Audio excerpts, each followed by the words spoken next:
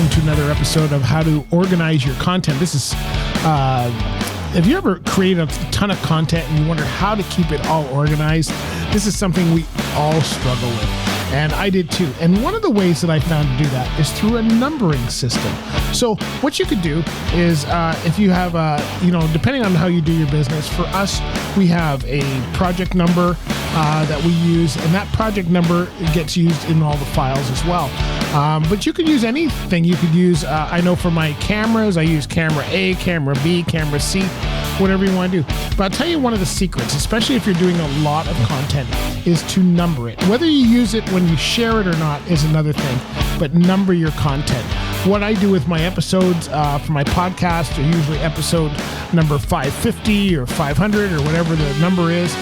And when I do that, if I'm recording intros or if I'm recording other stuff to go with that, I always number that so that it's 550 events, 550 guest part, whatever the parts are, put that number in front of it.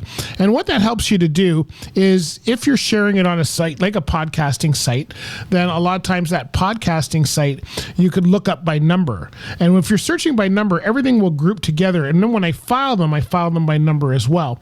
So I'll make a folder that says 550 whatever the topic is. And then everything that goes with that is numbered 550 and whatever their part is. It might be 550 intro, 550 outro. It doesn't matter what it is. This will help you not only keep your files together and sorted, but if you keep them in an archive, it will help you to archive them later so that you can find them again. And one of the biggest things I find with content is many times I am going back to find a certain interview or to reuse those files in some other way. And by having that number there, it saves it, because we all come up with different names for things.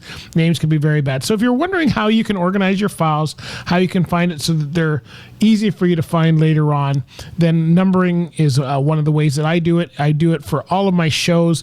I do it for my television show. I do it for both my podcasts, and I even do it for my radio show for certain things. So numbering is very important, and one of the ways that most people who are creating professional content organize their files.